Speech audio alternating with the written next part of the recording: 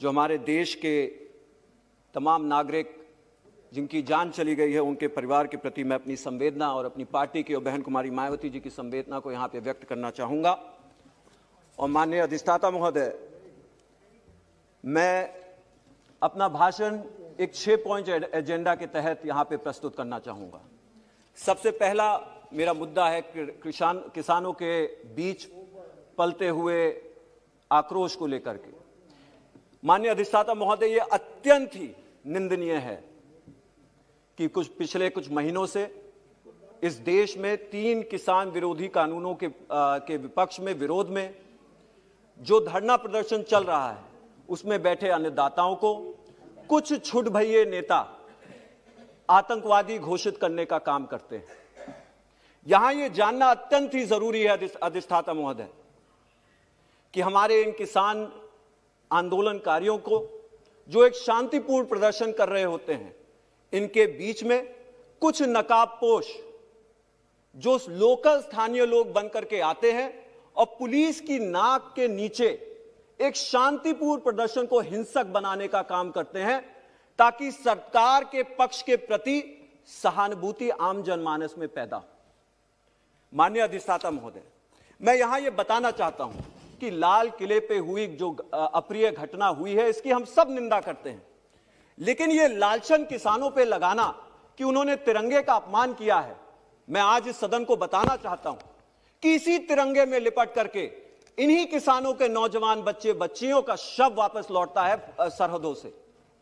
माननीय अधिष्ठाता महोदय, मैं ये कहना चाहता हूं कि आज किसानों के ऊपर लालछन लगाने की बजाय बहन कुमारी मायावती जी का जो अनुरोध रहा है और जो बात कही है उन्होंने कि हमें किसानों की बात सुननी चाहिए, उनसे वार्तालाप करनी चाहिए और उनके जितने भी मुद्दे हैं उनको सुनकर के इन 3 किसान विरोधी कानूनों को वापस लेने की जरूरत है।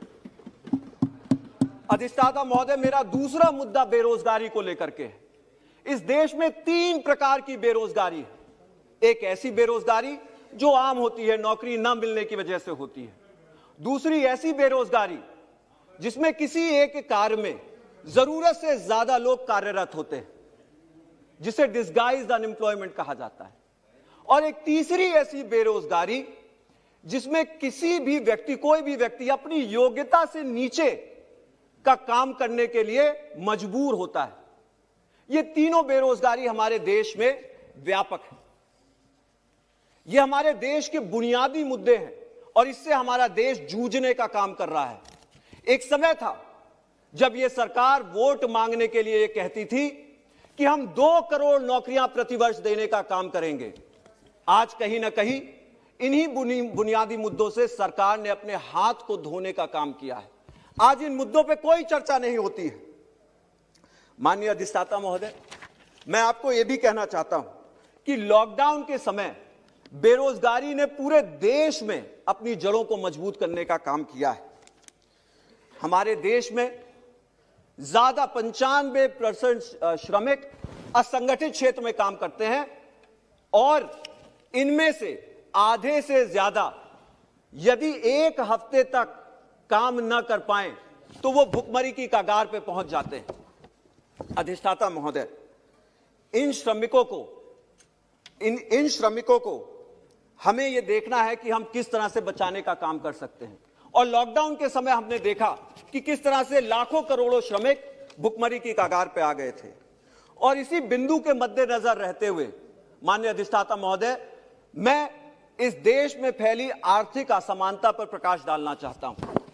हमारे देश में 2 प्रकार की महामारी देखने को मिली। एक ऐसी महामारी जो करोड़ों गरीबों की महामारी थी और एक ऐसी महामारी जो चंद अमीरों की महामारी थी। यह कितनी बड़ी विडंबना है, यह कितनी बड़ी विडंबना है कि ये देश जब कोरोना काल में लॉकडाउन से जूझ रहा था तो इस देश के सबसे अमीर व्यक्ति, और इस देश के ही नहीं बल्कि एशिया के सबसे अमीर व्यक्ति 90 करोड़ रुपया प्रति घंटा कमाने का काम कर रहे थे। इसी व्यक्ति की कमाई से, लॉकडाउन की कमाई से इस देश के करीब 40 करोड़ श्रमिकों को 5 महीने के लिए गरीबी रेखा से ऊपर रखा जा सकता था। यहां पे यह भी बताना जरूरी है कि यहां इस देश के 100 अरबपति उनकी लॉकडाउन की कमाई से, माननीय अधिष्ठाता महोदय, 13 करोड़ 80 लाख लोगों को 94,000 रुपए का चेक दिया जा सकता था। लेकिन सरकार अपनी पूंजीवादी विचारधारा से बाज नहीं आ रही। आज भी सरकार पिछले कुछ सत्रों में श्रमिक कानूनों को पास करके, 3 किसान विरोधी कानूनों को पास करके इस देश में बढ़ती असमानता को, उसकी खाई को और गहरा करने का काम किया है, उसको खोदने का काम किया है। मैं इसी असमानता को लेकर के भारत में शिक्षा की विसंगतियों को भी कोरोना काल के समय में, जिससे पर्दाफाश करने का काम कोरोना काल ने किया है, उस पर चर्चा करना चाहता हूं। जहां देश के चंद अमीर बच्चे अपने स्मार्टफोन, लैपटॉप और उसके साथ साथ आईपैड के साथ पढ़ाई करने का काम कर रहे थे, अपने ऑनलाइन क्लासेस में व्यस्त थे, वहीं देश के करोड़ों गरीब बच्चे इन्हीं आधुनिक यंत्रों के अभाव में अपना जो है शैक्षिक कार्य, अपना शैक्षिक वर्ष गंवाने का काम कर बैठे हैं। इसी के साथ साथ हमारे SC ST समुदाय के 60 लाख से अधिक SC समुदाय के बच्चे 14 राज्यों में उनकी जो है छात्रवृत्ति अभी तक लंबित है। और इसका कारण यह है कि केंद्र सरकार ने इसी योजना के लिए जो निर्धारित राशि तय की थी, उसको देना बंद कर दिया है।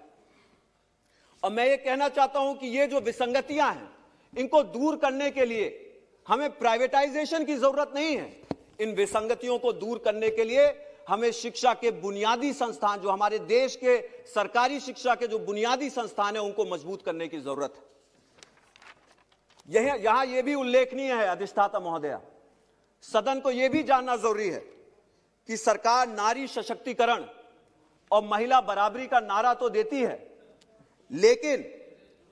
लेकिन उसके साथ साथ इसी महामारी ने इस सफेद झूठ पर से पर्दा हटाने का काम किया है। कोई भी आपदा, चाहे वो आर्थिक हो, चाहे वो स्वास्थ्य संबंधित हो और चाहे वो पर्यावरण संबंधित हो, महिलाओं को और बच्चियों को इन आपदाओं का सबसे ज्यादा नुकसान उठाना पड़ता है। और इन आपदाओं से उभरने में भी सबसे ज्यादा समय महिलाओं और बच्चियों को लगता है।